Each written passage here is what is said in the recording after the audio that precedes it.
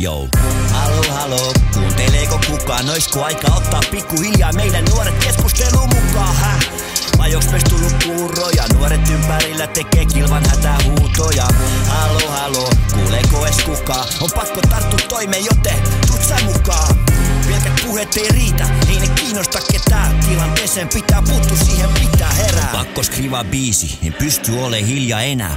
Vaik must tuntuu, ettei aihe kiinnostaa ees ketään. Nuorten väkivalta kasvaa pahoinvoinnin myötä. Silti kaikesta vaan leikataan ja pakotetaan kiristämään vyötä. Meidän nuoret voi nyt huonommin kuin koskaan. Kysyn kuka meistä on eka, joka alkaa vastu tottaa.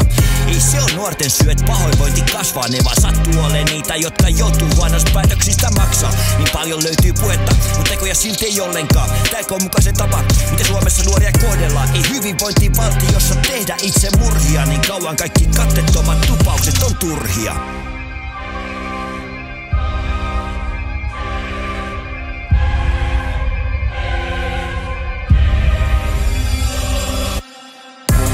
Halo, kuunteleeko kukaan? Oisko aika ottaa pikkuhiljaa meidän nuoret keskusteluun mukaan, Vai onks meistä tullut puuroja? Nuoret ympärillä tekee kilvan hätähuutoja.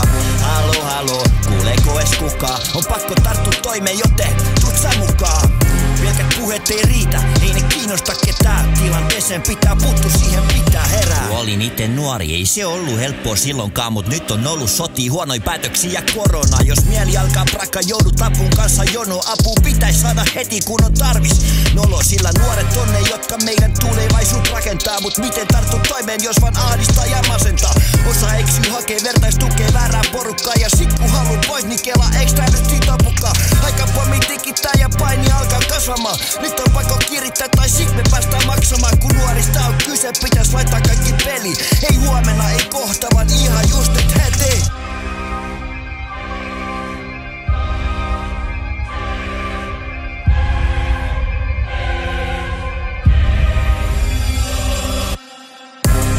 Halo, kuunteleeko kukaan? Oisko aika ottaa pikkuhiljaa meidän nuoret keskusteluun mukaan, Vai onks meistä tullut puuroja? Nuoret ympärillä tekee kilvan hätähuutoja.